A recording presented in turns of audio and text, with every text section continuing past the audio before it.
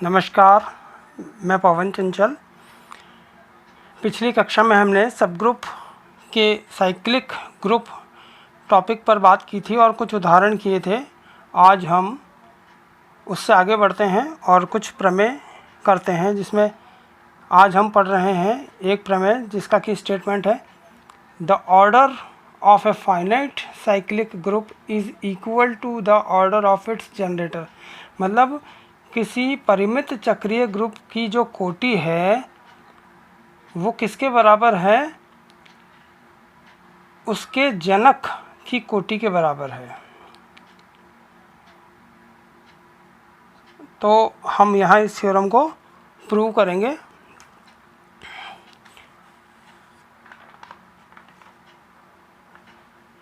तो शुरू करते हैं हम। तो मान लेते हैं यहाँ पर G जो है एक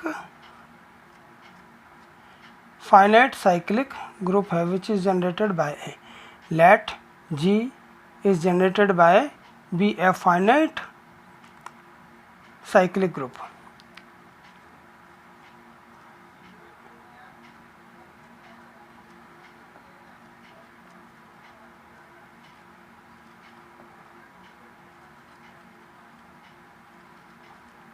यहाँ पर G क्या है? एक फाइनाइट साइक्लिक ग्रुप है जिसकी की कोटि M है। ये हम मान लेते हैं ऑफ ऑर्डर M। हमने यहाँ G की कोटि M मानी है और A की कोटि हम मान लेते हैं जो इस ग्रुप G का जनरेटर है, हम मान लेते हैं उस अवयव A की कोटि N है and order of A is equal to N। तो यहाँ जनरेटर A है तो हमें बताना है कि इस ग्रुप G की कोटि जो कि M है वो N के बराबर है। यहाँ हम एक चीज़ और मानते हैं कि H जो है एक हम सबसेट ले लेते हैं which is equal to H is equal to, यहाँ हमने H को इस रूप का मान लिया a⁻1²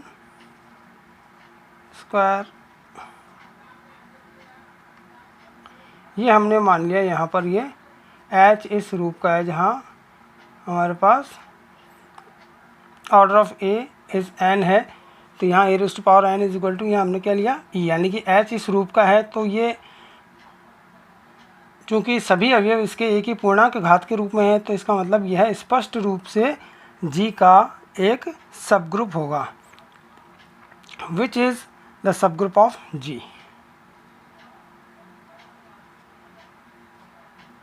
which is a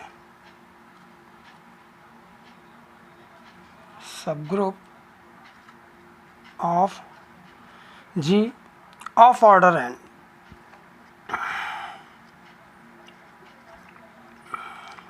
तो यहाँ इतना स्पष्ट है कि यहाँ पर ये H ऑब्वियसली G का एक सब ग्रुप होगा जिसकी की कोटि n होगी। यहाँ हम अब दो केस कंसिडर करते हैं, जिसमें पहला केस हम देखते हैं केस फर्स्ट, जिसमें हम मान लेते हैं कि when M is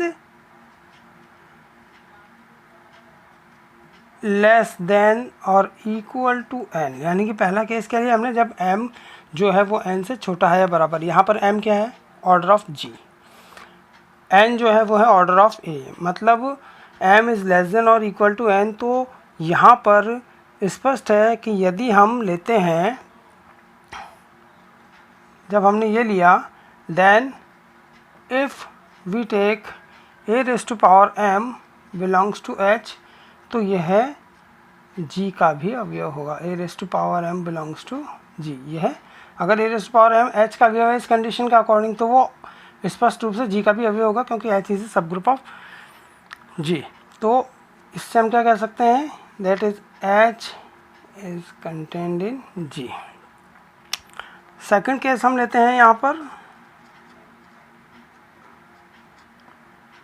when M is greater than N।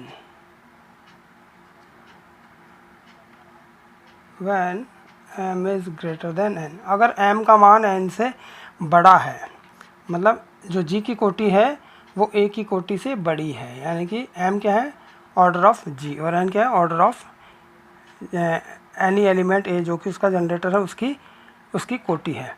तो यहाँ हम देख सकते हैं कि डिवीज़न एल्गोरिथम मेथड का हम यूज़ करें, then we can say m is equal to n q plus r. हम m को इस रूप में लिख सकते हैं जहाँ पर r जो है वो क्या होगा, 0 से बड़ा,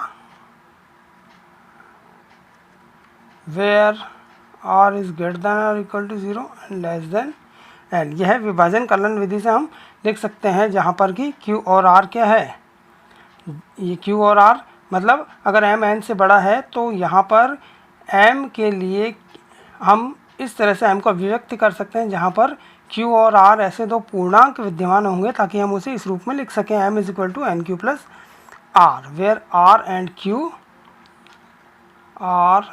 q बिलोंग्स टू z। ये क्या होंगे, पूर्णांक। ये विभाजन कलन विधि से हमने लिख दिया। तो हम आगे इस प्रकार इसे लिख सकते हैं, then a raise to power m is equal to a raise to power n q plus are.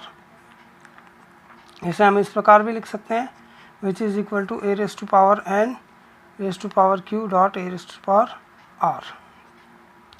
a raise to power n is equal to हमें पता है वो क्या है, e, then which is equal to e dot a raise to power r, क्योंकि e raise to power q जो है वो e होगा हमारे पास। तो यहाँ हमारे पास क्या आ गया, a raise to power r के ये बराबर आ गया।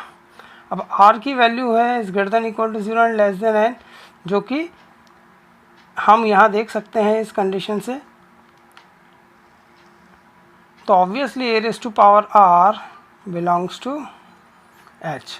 तो यहाँ जब हमने लेकर चले हैं कि a raise to power m, यदि चूँकि m is greater than n, तो a raise to power m, यहाँ हम यह लिख देते हैं, if a raise to power m belongs to g,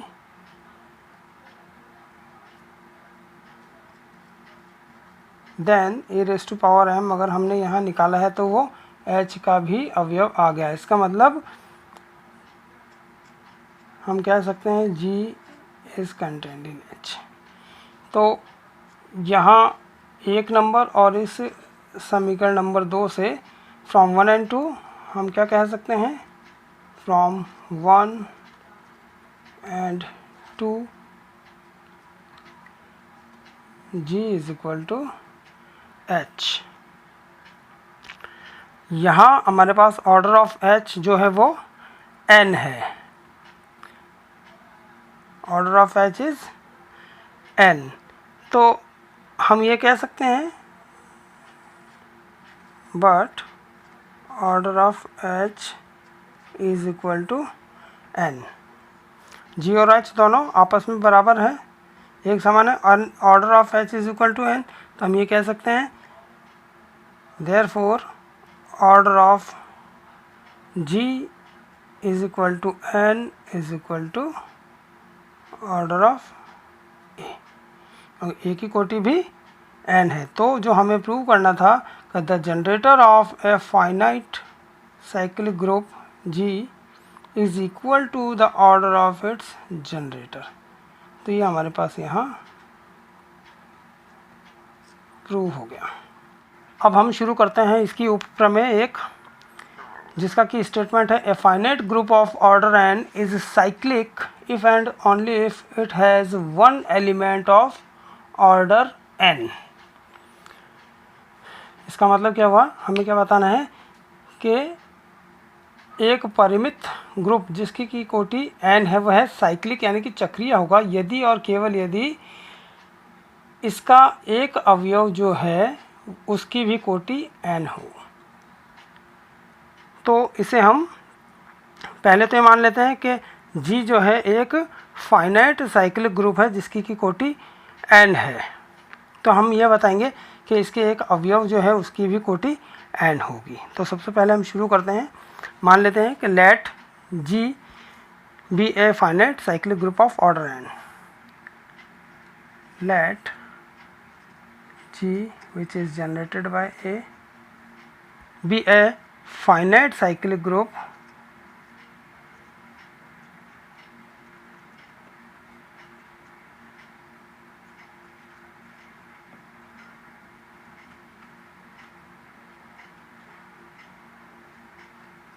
of order n। सबसे पहले हमने ये मान लिया कि जो G है वो क्या है, एक परिमित चक्रीय ग्रुप है जिसकी की कोटि n है। तो अभी हमने एक प्रमेय पढ़ी है, उस थ्योरम के अकॉर्डिंग हम ये कह सकते हैं कि there exist an element A in G, then by the theorem, जो अभी हमने पढ़ी है उस थ्योरम के अकॉर्डिंग हम ये कह सकते हैं, then there exist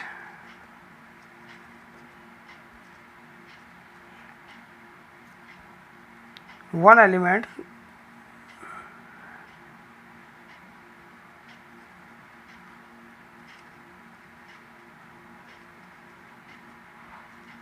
A belongs to G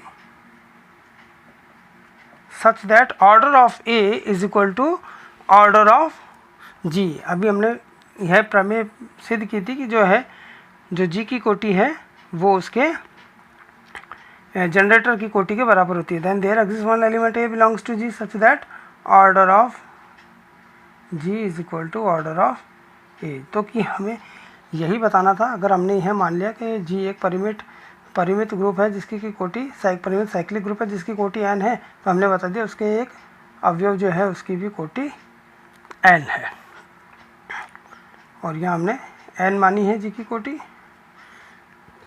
तो एक पार्ट तो इसका प्रूव हो गया, अब हम इसका विलोम भाग प्रूव करते हैं, यानी कि कन्वर्स पार्ट।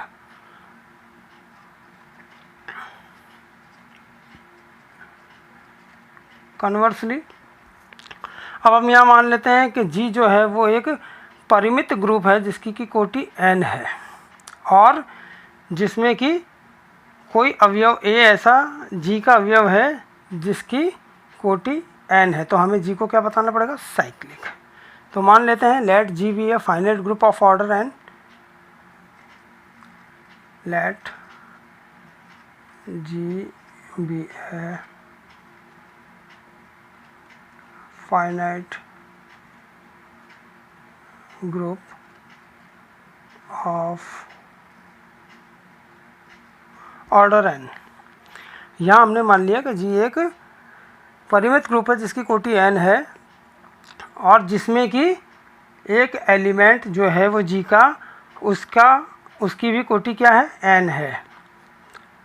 तो हमने माना in which there exist an element A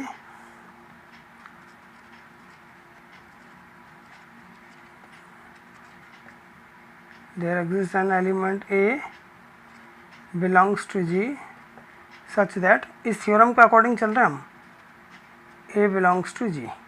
तो अब हमें बताना है कि G जो है वो क्या है, साइक्लिक, ये हमें बताना है।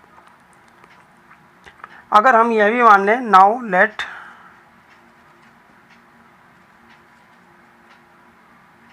H is a cyclic subgroup of G, H is generated by A, इसका मतलब H क्या है, एक साइक्लिक ग्रुप है, और वो क्या है, G का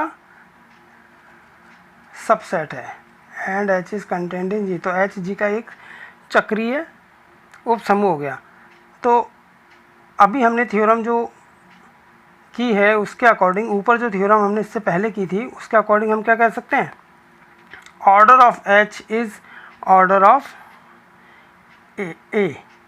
देन बाय द थ्योरम, क्योंकि H जो साइक्लिक हो गया ना, तो उसके लिए हम कह सकते हैं then by the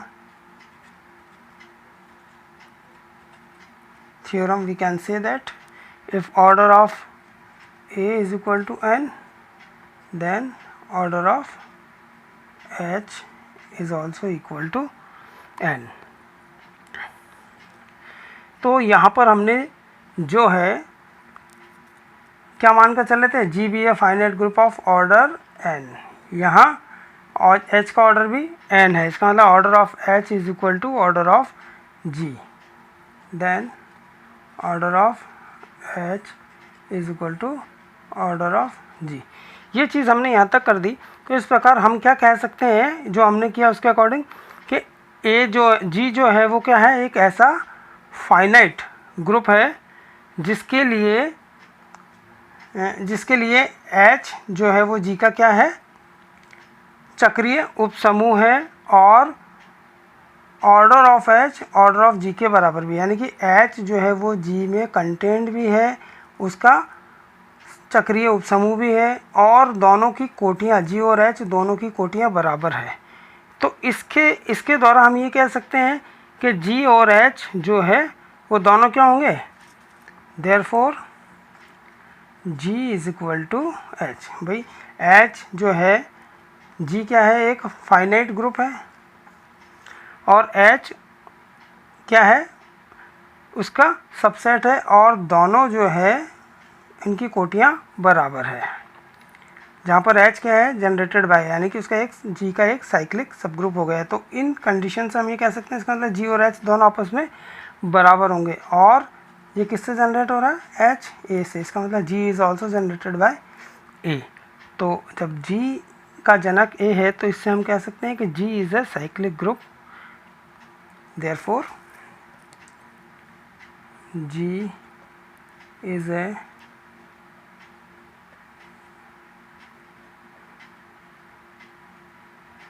cyclic group. H हमने यहाँ बता दिया जो हमें प्रूव करना था।